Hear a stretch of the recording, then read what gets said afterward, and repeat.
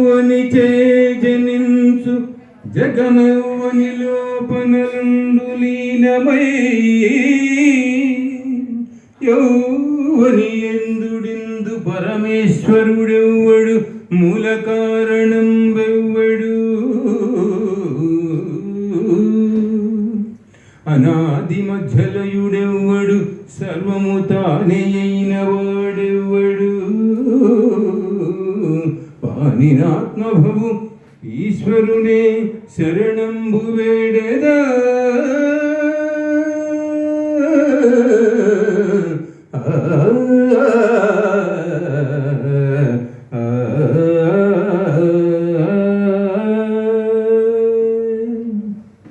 సకల చరాచర సృష్టిని సృజించి రక్షించి లయం చేస్తూ మనందరూ నడిపించేటువంటి ఆ పరమేశ్వరునికి నమస్కృతులను చేస్తూ అందరికీ నమస్కారం. మా కోట హరికథ గాయకళ పీఠం గుంటూరు వారు చేస్తున్నటువంటి మా హరికథ త్రిమూర్తుల ఆరాధనోత్సవాలు 30 సంవత్సరాలుగా మా తండ్రి గారు బ్రహ్మశ్రీ పద్మశ్రీ కోట సత్యనారాయణ శాస్త్రి భాగవతులు అనేక ఊళ్ళలో ఈ రాష్ట్రంలో ఆంధ్రప్రదేశ్ అటు హైదరాబాద్ నుంచి ఇటు విశాఖపట్నం దాకా అటు కడప జిల్లా మైదుకూరు దాకా నరసాపురం ఇంకా చాలా గుంటూరు విజయవాడ భద్రాచలం అనేక ఊళ్ళలో చేస్తూ తాను 70-80 ఏళ్ళు హరికథకుడుగా జీవించి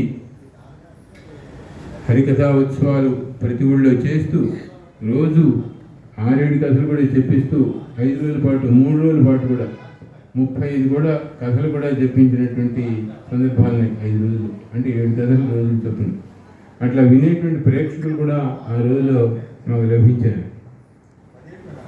అటువంటి ఉత్సవాన్ని ఆయన చేస్తూ గత సంవత్సరం ఆయన దివ్యలోకాలకు వెళ్ళిపోయారు. కానీ ఆయన చేసినటువంటి ఆ కృషిని మళ్ళీ అట్లాగే కొనసాగిద్దాం అనేటువంటి ఒక చక్కని ఆలోచనతో హరికథా ఉత్సవాలు చేస్తూ ఆ పూర్వ హరికథకులందరూ ఒకసారి మీరు 3 పటాలు చూస్తే అక్కడ చాలామంది రాశాను. వాళ్ళందరినీ కూడా ఎంతో భాగవత సేవ చేసినటువంటి వాళ్ళు, ఎంతో భగవత్ సేవ చేసినటువంటి వాళ్ళు, భక్తి జ్ఞాన వైరాగ్యాల్ని దేశంలో అందరికీ పంచి ఎన్నో గొప్ప విలువలను చెప్పి పెంచి సమాజం సమున్నతంగా సమర్థించబడటానికి సమర్థించడానికి కృషి చేసినటువంటి మహానుభావులు వాళ్ళందరినీ తలుచుకుంటూ నాన్నగారు ఈ శీర్షిగా హరికథా త్రిమూర్తుల జయంత్యుత్సవములు అనేటువంటి అపరా గారు అడిగారు, వాళ్ళు 3 ఒకే రోజు పుట్టారా? కాదండి, వాళ్ళు వేరే కాకపోతే కొంతకాలం సమకాలీనులు. వాళ్ళు గత శతాబ్దంలో వాళ్ళు హరికథలు రచించి చెప్పి శిష్యుల్ని ప్రశిష్యుల్ని ఎంతోమందిని చేసి ఇవాటికి కూడా వాళ్ళ హరికథలు చెప్పుకుంటూ దేశంలో దాదాపుగా ఈ రాష్ట్రంలో 1500 మంది పైన వాళ్ళందరికీ కూడా వాళ్ళు ఎంతో సేవ చేసినటువంటి వాళ్ళు, వాళ్ళందరికీ ఉత్సాహం కలిగించినటువంటి వారు.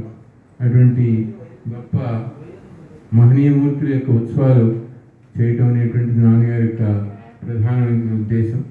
వీళ్ళు ఎక్కువ